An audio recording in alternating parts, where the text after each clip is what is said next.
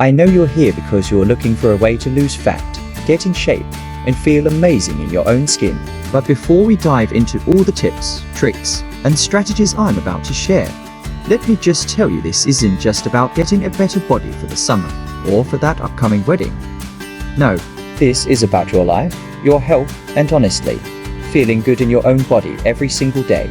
So here's the thing, if you want to lose fat, and I mean actually get rid of it in a way that sticks, you have to understand one fundamental concept.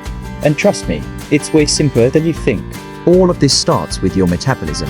I know, You've heard about it a million times before. Everyone talks about it like it's some kind of magic trick. but honestly, it's science. And once you understand how your metabolism works, you can start making smarter choices to finally lose fat. Your metabolism is basically your body's way of turning food into energy. Think of it as the engine that keeps your body running, whether you're working, resting, or even sleeping. But here's the kicker: metabolism isn't just about calories in vs calories out. It's about how your body processes those calories, how much energy it needs to function, and how it adapts to what you give it. Let's break it down. You have a few main factors that determine how many calories you burn each day. First, you have your basal metabolic rate (BMR), which is how many calories your body needs just to stay alive. We're talking about keeping your heart beating, your lungs breathing, and all those other internal processes working.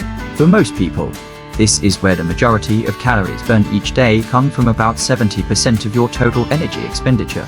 So, yeah, your body burns a lot of calories just existing. Then, we have something called NEAT, non-exercise activity thermogenesis. Basically, this is all the little movements you do throughout the day that aren't intentional exercise. Walking to the store, pacing while talking on the phone, taking the stairs instead of the elevator, it all adds up.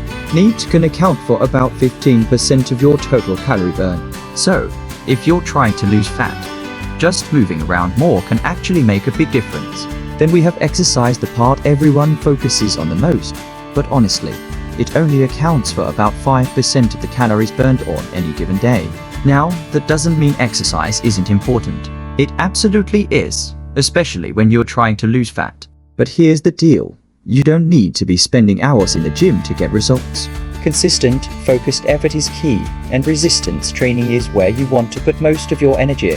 And lastly, there's something called the thermic effect of food theft. This is basically how many calories your body burns to digest and process the food you eat. Different foods require different amounts of energy to break down, and protein is the biggest calorie burner. Protein has a TEF of 2030, meaning your body burns way more calories processing protein than it does processing fats or carbs.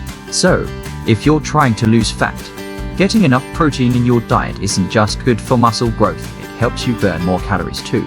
Alright, now that we've broken down the basics, let's talk about how to adjust your diet, exercise routine, and lifestyle so you can actually make losing fat a reality. First and foremost, you need to be in a caloric deficit. What does that mean? It means you need to burn more calories than you consume.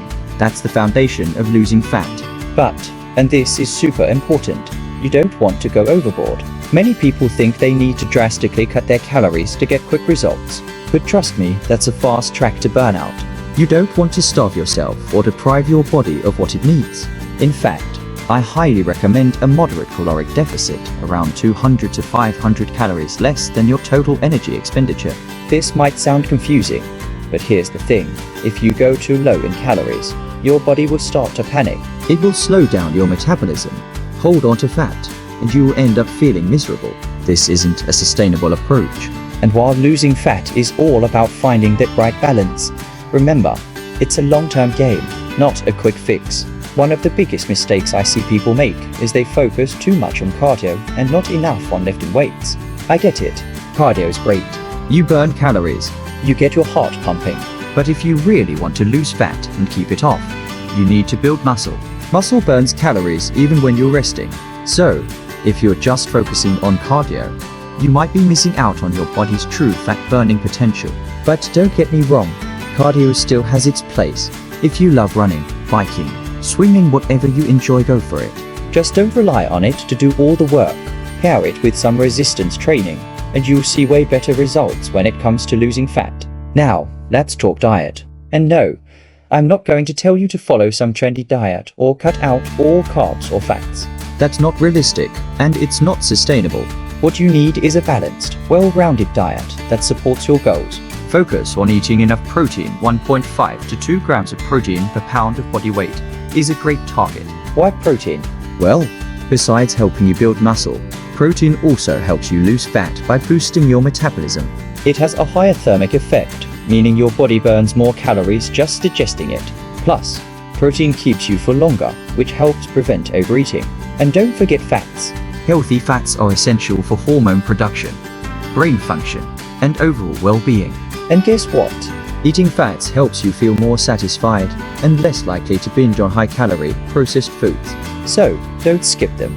When it comes to carbs, focus on complex carbs, whole grains, sweet potatoes, veggies, and fruits.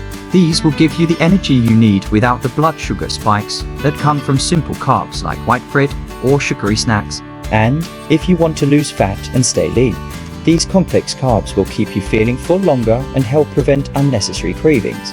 Let's talk about something a lot of people overlook. Hydration. How many times have you felt hungry only to realize later that you were just thirsty? Dehydration can mess with your metabolism and make you feel sluggish. It can also make you think you're hungry when you're actually just thirsty. So, drink more water.